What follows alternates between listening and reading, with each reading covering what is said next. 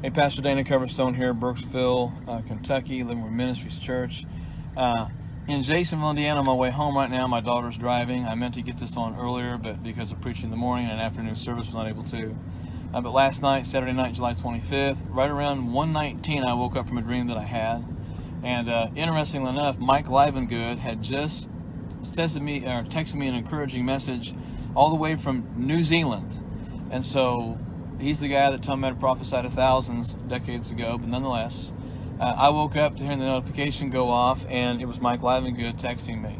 And so I took that as a sign after I got up from the dream that definitely it was from the Lord.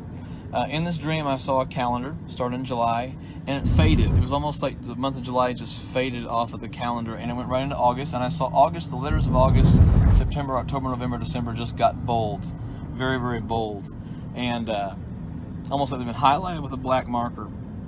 And then suddenly I'm walking near an abandoned slaughterhouse in the hometown where I grew up, about half a block from where I was staying at the moment. It used to be near my Aunt Betty's house. She used to live, we used to work there. And suddenly this overgrown with grass and weeds slaughterhouse comes to life. I see smoke coming out of smokestacks. I see movement inside, and I'm watching what's going on. And suddenly I realize that it's demons inside, demons with just ugliness about them.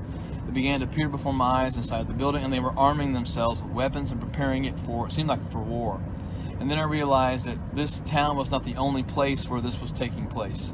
Every major city, small rural communities, there were places where the demons were getting together almost in teams and were preparing for war in that region. And then I realized that these kind of preparations that were taking place were just like sleeper cells, like terrorist sleeper cells all over the country. We think of terrorist sleeper cells getting ready for something. Only these were demons.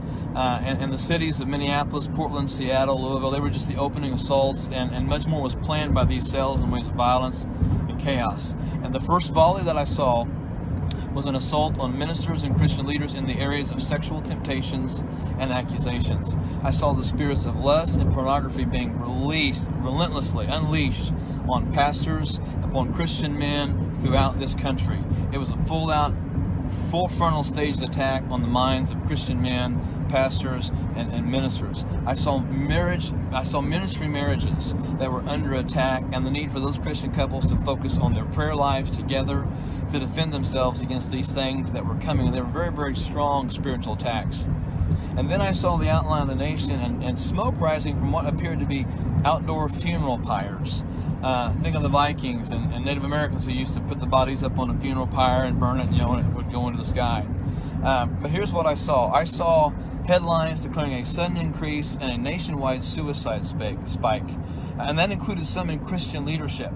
I saw people in ministry who were killing themselves. I saw angry people demanding that the government would fix the problems causing the suicides, which were namely the financial losses, forced evictions, job loss, the depression spikes, drug overdoses, and just rampant increases in abuse, both emotional, sexual, and physical, because of the COVID shutdowns. And then I saw post offices. I saw post offices that were open 2 to 3 days a week, not every day a week, not Monday through Saturday. I saw fields, large fields that were filled with postal trucks, the smaller ones that deliver to your door or to your mailbox, and they were just full of these things. I saw the unemployment rate hit above 50% in the headlines with no help from the government, and that was spurring a lot of violence towards the government people in Washington, D.C. And the crowds were heinous, and I mean heinous in their efforts to get the attention.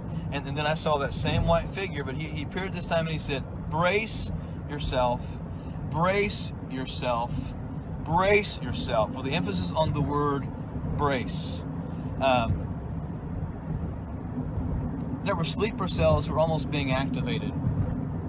And I mean activated to bring attacks on Christian pastors, Christian ministers, Christian ministries. It was going to be a relentless attack on the body of Christ through the pastors. And I saw Christian marriages under assault. And so I just want to warn the church, the pastors, make sure people are praying for you and watching what's going on, because there is coming an attack on our minds, our sexual purity.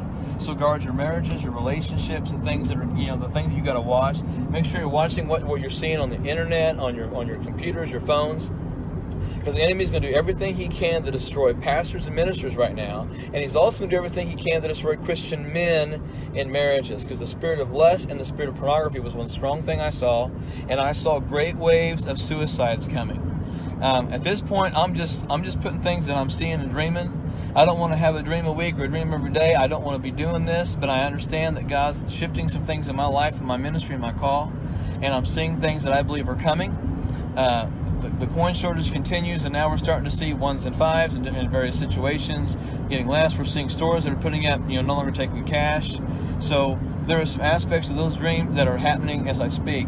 I'm not claiming to be anything, but I'm a pastor who's having dreams and visions, and I'm seeing things that I believe are coming, and I'm trying to warn the pastors, I'm trying to warn the churches. These things are coming, and we got to be ready for them. So be in prayer, be in the Word. Watch what's going on in your head, what's going through your eye gate, and make sure you keep your eyes and your hearts pure.